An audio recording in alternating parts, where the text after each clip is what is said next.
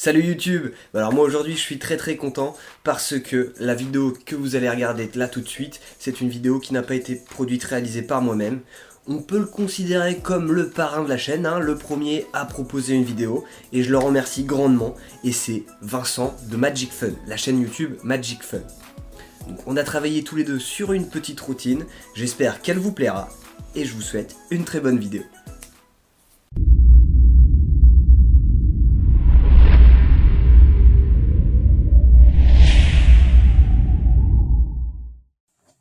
Approchez. Est-ce que vous croyez aux coïncidences? Moi j'y crois beaucoup, je pense que le hasard peut faire bien les choses, vraiment. Alors j'aimerais tester aujourd'hui une petite expérience, un petit truc sympa avec vous, simplement avec un jeu de cartes totalement standard, un jeu de cartes ordinaire. Vous pouvez voir que toutes les cartes sont en jeu, elles sont bien mélangées, aucune carte en double. Vous pouvez examiner et vérifier si vous voulez. Et maintenant j'aimerais qu'on choisisse ensemble une carte, peu importe la carte, ça peut être n'importe quelle carte, c'est pas le choix de la carte qui est le plus important. On va prendre par exemple ici, je sais pas moi, le valet de pique, ça vous dit? Non, je sens que vous n'aimez pas trop le valet de pique, alors on va plutôt prendre le 5 de carreau. Je sens que vous aimez bien le 5 de carreau. Ça vous dit? Vous êtes d'accord? Parfait, du coup, on va garder le 5 de carreau pour la suite de notre expérience magique. Et maintenant qu'on a choisi une carte, j'aimerais qu'on choisisse ensemble également un nombre, un chiffre, peu importe lequel, et pour ça, par le plus grand des hasards, on va utiliser 2 dés. 2 dés à 6 faces, pas du tout truqué, que je vais m'empresser de lancer, et on obtient un total de 4. On peut bien sûr changer si vous voulez, on peut changer de total, hein. Mais bon, on va rester sur 4 parce que c'est le premier jet de dés qui nous a indiqué ça. Par le plus grand des hasards, on a choisi le nombre 4. On a également choisi la carte de tout à l'heure, le 5 de carreau. Et pour ceux qui connaissent un peu le principe du Hakan, Any Card at Any Number, l'idée c'est que votre carte se retrouve à l'emplacement, à la position indiquée par les dés, donc ici c'était 4.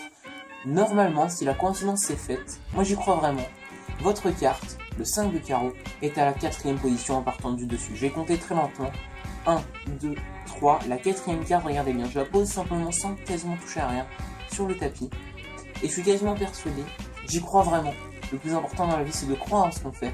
Je suis persuadé que cette carte-là, la 5ème carte, la 4ème carte, pardon, c'est le 5 de carreau, votre carte. Vous ne me croyez pas? Et bien pourtant, effectivement, c'est bien votre carte, le 5 de carreau. Alors, coïncidence ou non, que vous me croyez ou non, on peut aller beaucoup plus loin, on peut faire bien plus fort que ça. Regardez, je vais emprisonner votre carte dans l'étui, qui est complètement vide, comme ça, voilà, que je referme, bien sûr.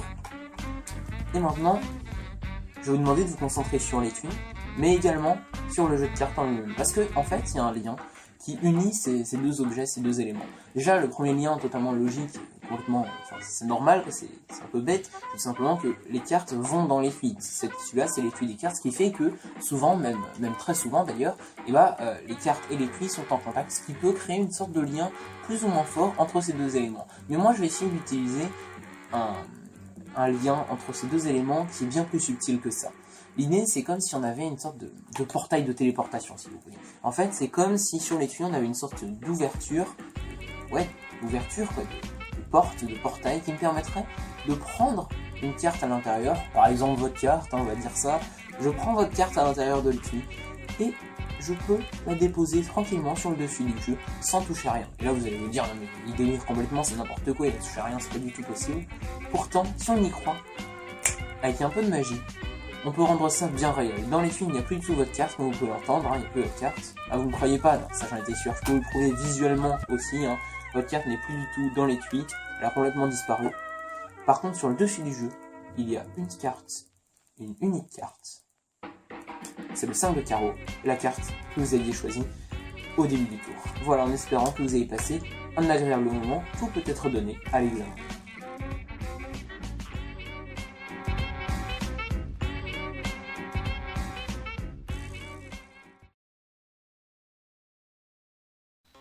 Nous voilà donc dans les explications de cette routine qu'on a créée Quentin et moi. On va dire que c'est une compilation de plusieurs effets et techniques différentes. J'espère d'ailleurs que ça vous a plu. Alors pour les explications, je vais vous expliquer la routine comme je l'ai faite. comme je l'ai présenté dans la démo, mais à chaque fois je donnerai plusieurs variantes différentes, plusieurs possibilités différentes pour chaque manipulation, et ajoutez vraiment votre personnalité, les techniques que vous connaissez, n'hésitez pas à changer des choses, à faire quelques variantes, ajouter votre présentation, votre boniment, c'est ça qui rendra le tout encore plus magique et dans la tête et dans les yeux de vos spectateurs, c'est très important. Il faut vraiment que vous puissiez vous approprier le tour, c'est vraiment ça qu'on voulait aussi avec Quentin, pas juste que vous appreniez un tour rapidement sur internet comme ça et que vous le fassiez ensuite. On veut vraiment que ça vous donne des pistes pour ensuite le développer vous-même et créer votre propre routine qui vous représente bien. Voilà, alors je vais enfin commencer les explications. Vous allez donc contrôler la carte sur le dessus du jeu. Pour commencer, vous aurez besoin d'un contrôle de carte, donc je suppose que vous en connaissez plusieurs. Moi dans la démonstration je vais utiliser le Spread Call Control que Quentin a d'ailleurs expliqué déjà sur sa chaîne, il en a fait une vidéo, donc n'hésitez pas à aller voir sa vidéo si vous voulez apprendre le Spread Call Control parce que c'est vraiment un contrôle excellent.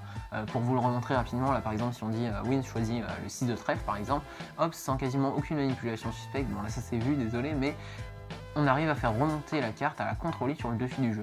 Et c'est un contrôle juste génial parce que le spectateur il voit sa carte, par exemple on lui dit oui tu veux bien le 5 de carreau, il la voit dans le milieu et pour lui, on peut montrer la fin du jeu, pour lui elle ne peut absolument pas remonter sur le dessus. C'est pour ça que ce contrôle est vraiment bien, mais encore une fois n'hésitez pas à utiliser le contrôle que vous voulez. Pour commencer on va faire choisir la carte qu'on a contrôlée sur le dessus, mais aussi un nombre ou un chiffre. Alors, avec Quentin, à la base, on était parti sur l'idée de la carte au prénom ou le Hakan si vous voulez. Par exemple, si le spectateur s'appelle Julien, bah, ça va faire 6 lettres. Donc, la carte choisie est censée être en 6e position dans le jeu. Moi, dans la démonstration, j'ai utilisé des dés pour plus d'honnêteté et de simplicité si vous voulez, parce que évidemment, si j'ai choisi le prénom que je voulais, on se sera dit oui il a choisi le nombre qu'il voulait, donc il avait tout préparé, il a triché, enfin bref. Du coup vous aussi vous pouvez utiliser des dés si vous voulez pour faire choisir ce nombre, mais je vous recommande vraiment d'utiliser le prénom du spectateur, ça a plus d'impact, c'est psychologique, mais pour moi c'est bien plus fort d'utiliser le prénom du spectateur, donc je vous encourage à le faire, pardon.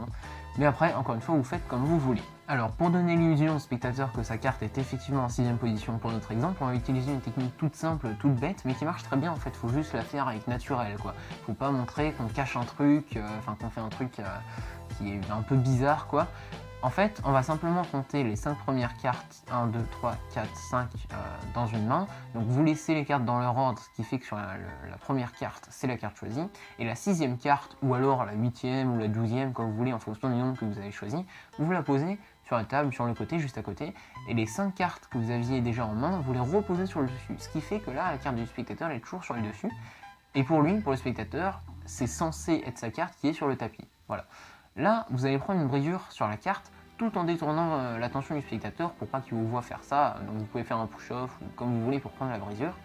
Donc vous allez dire oui je suis persuadé, je suis quasiment sûr que ta carte, là la 6e carte, c'est ta carte. Voilà. Et là vous prenez votre brisure sur la carte, ce qui fait que quand vous allez poser la 6e carte sur la brisure, vous aurez un break de 2 cartes et là vous me voyez venir, évidemment on va faire une levée double.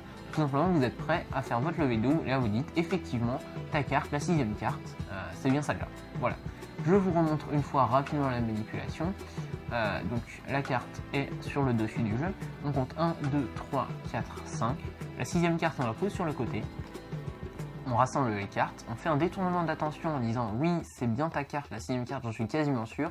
Là vous prenez votre brisure, vous posez sur la brisure. Vous faites votre levée double. Et là, quand vous avez fait votre levée double, déjà le spectateur est impressionné normalement s'il ne vous a pas cramé.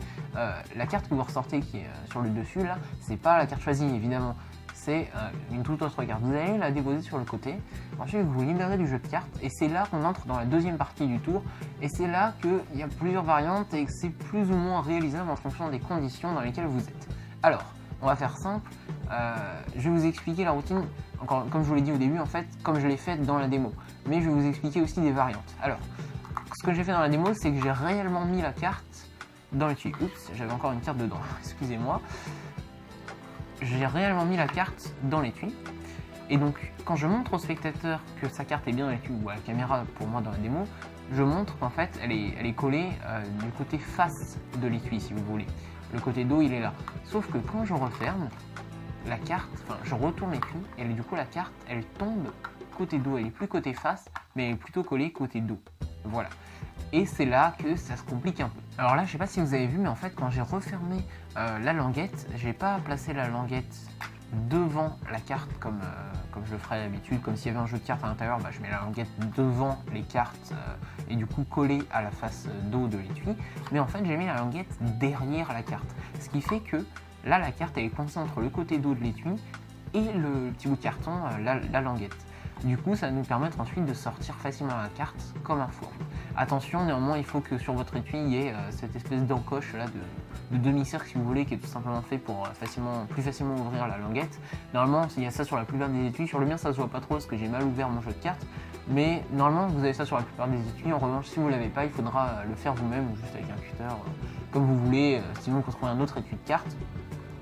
Mais de toute façon, pour faire ça, pour ensuite pouvoir sortir la carte, il faut que certaines conditions soient réunies. Parce que quand on va sortir la carte, si les spectateurs sont en plongée par rapport à vous, ils vous voient de haut, c'est mort, c'est cramé à 10 000 km. Il faut que les spectateurs soient bien orientés, bien placés par rapport à vous, ou alors c'est à vous de bien vous placer par rapport à eux.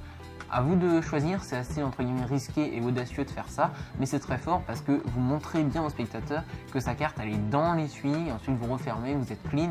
C'est juste qu'après c'est un peu dur et assez risqué de sortir la carte. Il faut surtout niveau angle de vue que ça soit bon et que vous arriviez à gérer le détournement d'attention. Moi dans la démonstration, j'ai détourné l'attention sur le jeu de cartes qui était resté sur le tapis, et pendant ce temps là j'avais pris l'étui dans ma main, j'avais commencé à sortir la carte un petit peu, ensuite je prends comme ça, et là attention, faites bien gaffe, il faut incliner votre main parce que si les spectateurs sont en face, ils peuvent aussi voir même s'ils sont en face, donc inclinez quand même, ce qui fait que quand vous allez incliner, l'étui va cacher un peu la carte, et là moi avec mon autre main j'avais tiré l'étui comme ça petit à petit vers l'avant, vraiment progressivement, on n'y allait pas d'un coup sans faire suspect. Et donc j'avais tiré l'étui vers l'avant, ce qui fait que la carte, au fur et à mesure, elle sortait de l'étui.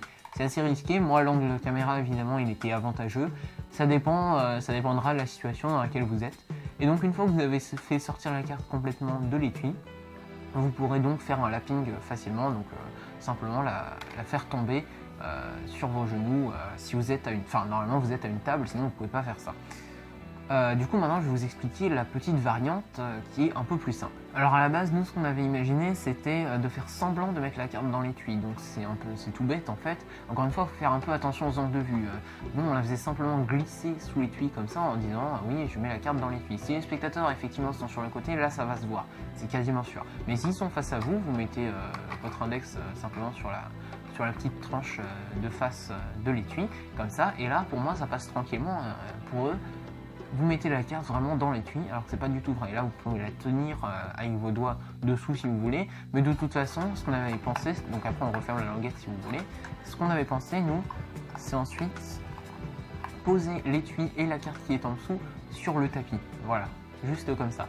Et là, normalement, on voit pas la carte qui est en dessous. Les spectateurs, déjà, ils regardent pas sous l'étui. Pour eux, la carte, elle est dans l'étui. S'ils sont un peu en hauteur, ils voient pas non plus.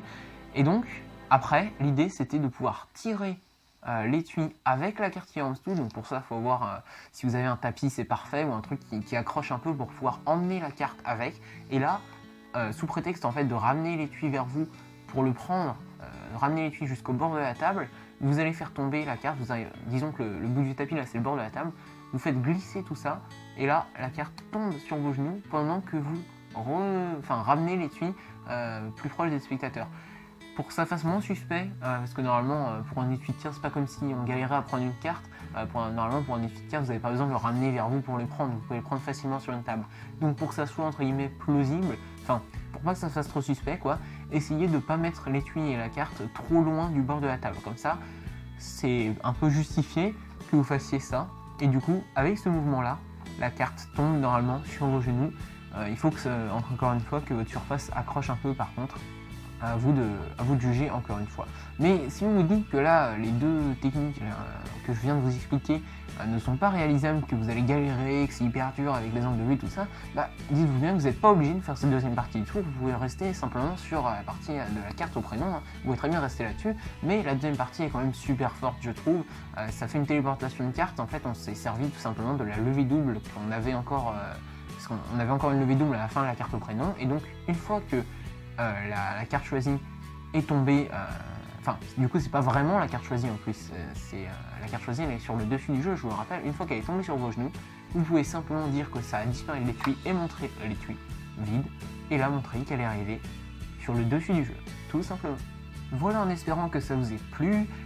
Encore une fois, travaillez bien la routine, ajoutez vos propres idées, vos propres techniques. N'hésitez pas à incorporer de nouveaux éléments dans la routine. Créez votre routine pour qu'elle vous appartienne et vous représente. A bientôt peut-être sur Share Your Magic. En tout cas, je vous souhaite bonne continuation dans votre magie. A bientôt.